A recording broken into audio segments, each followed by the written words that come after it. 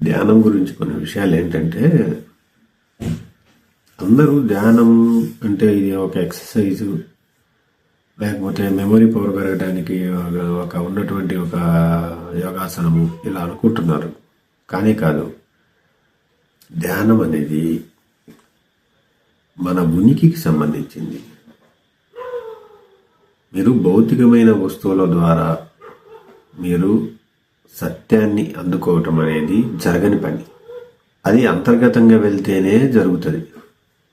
సత్యాన్ని గ్రహించడం అనేది, నిజమైన ఆనందము అనేది మనలో ఉంటుంది.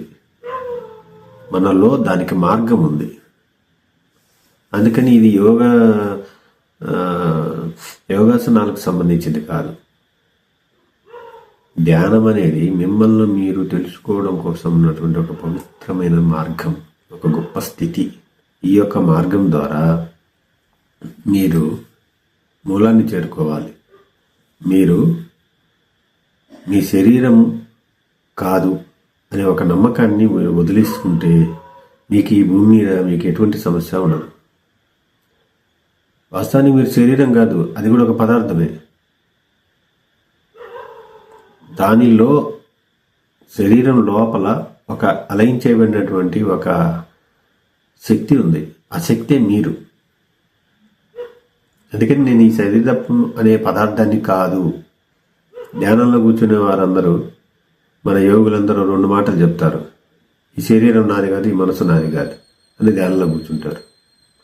అంటే ఏదైనా జరిగింది ఇంక నాకు ఏం సంబంధం లేదండి. వాస్తవం అదే. అందుకని ఈ శరీరం నాది కాదు అని ఎప్పుడైతే మనము భ్రమల నుంచి తొలుగుతామో, శరీరం వాస్తవానికి మీది కాదు. మీరు ఈ భూమి మీదకి కొన్ని రోజులు జర్నీ చేయడం కోసం ఉపయోగపడేటువంటి ఒక పదార్థం.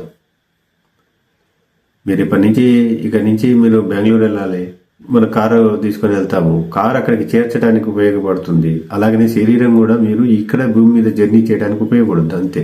అది ఒక వెహికల్.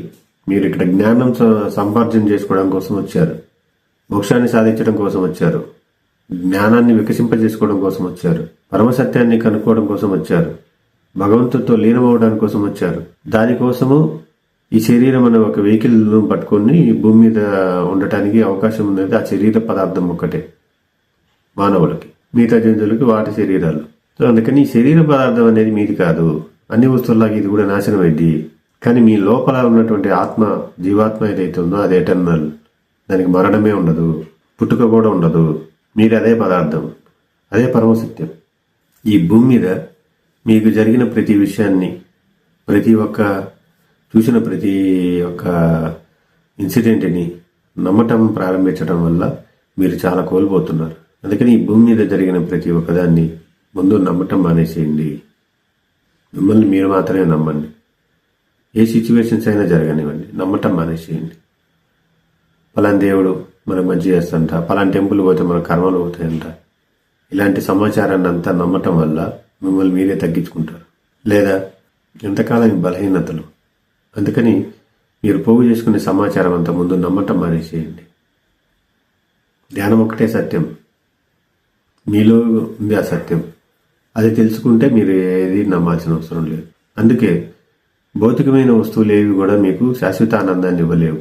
శాశ్వత ఆనందాన్ని ఇవ్వగలిగేది అంతర్గత ప్రయాణం మాత్రమే. నిన్ను నువ్వు తెలుసుకోవటమే శాశ్వతమైన మార్గం. ఎందుకంటే మీ స్వభావమే ఆనందం. అసలు మీ నేచరే హ్యాపీనెస్.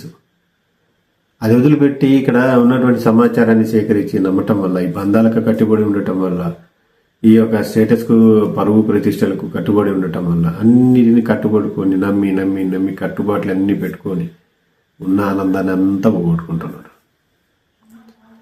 ప్రతి సెకండ్ మీకు గుర్తుండాల్సింది ఒకటి, శరీరం నాది కాదు. ఏదో ఉద్దేశపూర్వకంగా కాకుండా అది లోపల నుంచే రావాలి. ఆ ఫీల్ ఇది ధ్యానంలో వస్తుంది. వైరాగ్యం వచ్చేస్తుంది. ఈ శరీరం నాది కాదని తెలుస్తుంది. అప్పటి నుంచి మీకు జీవితం వేరేలా ఉంటుంది. దేని మీద అటెన్షన్ ఉండదు, మీ మీద మీకు తప్ప.